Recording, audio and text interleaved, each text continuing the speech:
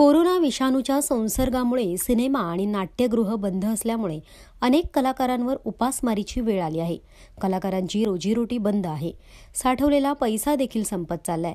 अशा परिस्थितीमध्ये सामाजिक बांधिलकी म्हणून कुसुमवत्सल्य फाउंडेशनच्या वतीने छोट्या भूमिका करणारे कलाकार, पडद्यामागील कलाकार, तंत्रज्ञ अशा कलाकारांना अन्नधान्य किट आणि अन्य जीवनावश्यक वस्तूंचे वाटप करण्यात आले.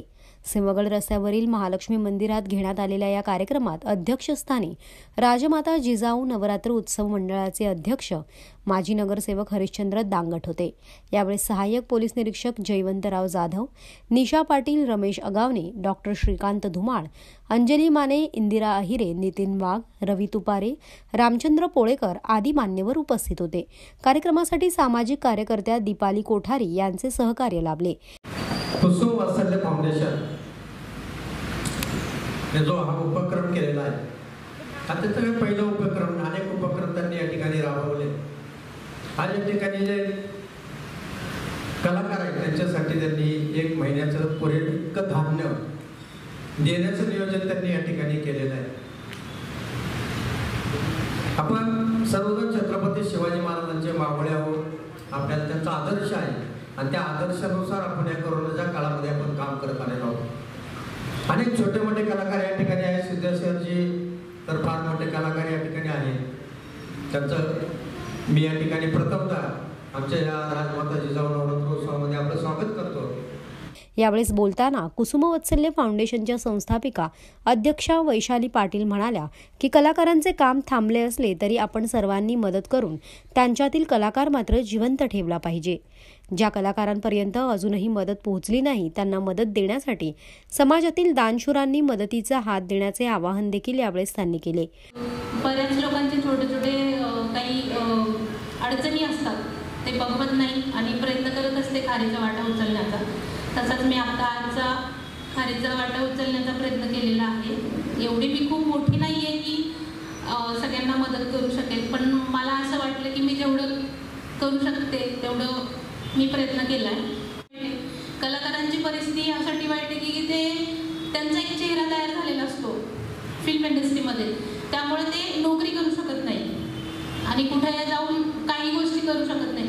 म्हणून त्यांच्या मनातल्या ज्या यातना आहेत, वेदना आहेत, त्या मी समजू शकते आणि ते काहीच असं मांडू शकत नाही. त्यामुळे मानसिक थोडेसे हे व्हायला लागले. मानसिक अडचणी आहेत, कसं सांगणार, काय करणार, कसं जाऊ, कसं बोलू आणि कशी मदत मागू. आता इथे आलात तरी सुद्धा खूप मोठा दगड घेतलेला आहे तुम्ही सगळ्यांनी की आपण अन्नधान्याचं किट घ्यायला कसं जाऊ. म्हणजे एक कलाकार, पण तसं काय तुम्ही असं मानू नका. मी तुमच्या वेदना समजू शकते म्हणून मी थोडासा खारीचा वाटा उचललेला आहे. बाकी मनात असं काहीच आणू नका. आणि खूप छान इथून पुढे अजून आता संपलं करोनाचं हे संपलं, फक्त तुमच्यातला कलाकार मरू देऊ नका, एवढीच माझी इच्छा आहे. आणि मला असं वाटतं की कोणीतरी थोडंसं गाणं किंवा काही थोडं जर तुम्ही मनोगत बोलू शकलात तर तुम्ही बोला, पण माझी फक्त इथपर्यंत तुम्हाला आणण्याचे एकच ध्येय होतं की तुमच्यातला कलाकार हाय असं जागरूक ठेवा. बरोबर ना सर? तुमची ईश्वरी तुम्ही पाहिली नाही पण मी पाहिली आहे सनी देओल स्टुडिओमध्ये. Thank you so much. प्रसंगी कलाकारांनी देखील आपली मनोगती व्यक्त केली. कार्यक्रमाचे आयोजन वैशाली पाटील यांनी तर सूत्रसंचालन सचिन पासलकर यांनी केले. कोरोनाच्या काळामध्ये खरं तर हा काळ सर्वांसाठीच वाईट आहे. कलाकारांसाठी थोडं जास्त आहे, कारण त्यांची कलाच पूर्णपणे बंद आहे आणि अजूनही ती बंद आहे. कुठल्याही नृत्यकला असेल, अभिनय असेल, चित्रपट असेल, मालिका असेल, त्या अजूनही बंद पूर्णपणे चालू झालेल्या नाही आहे.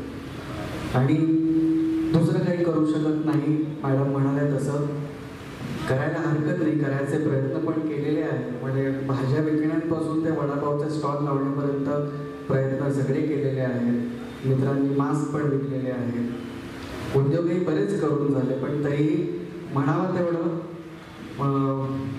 मदत होत नाही.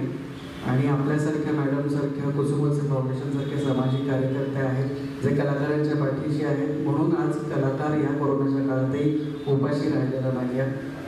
आणि अभिनय कला हा कलाकारांचा श्वास आहे, तो श्वास घेतल्याशिवाय तो जगू शकत नाही. त्यामुळे कला ही तो केल्याशिवाय ती जाणार नाही. त्यामुळे आजही आम्ही प्रत्येकाचं मनोरंजन करत आहोत आणि इथून पुढे शेवटच्या श्वासापर्यंत करत राहणार आहोत. आपण पाठीशी आहात म्हणून आम्ही आहोत आणि असेच पाठीशी राहावी हीच ईश्वरचरणी प्रार्थना करतो.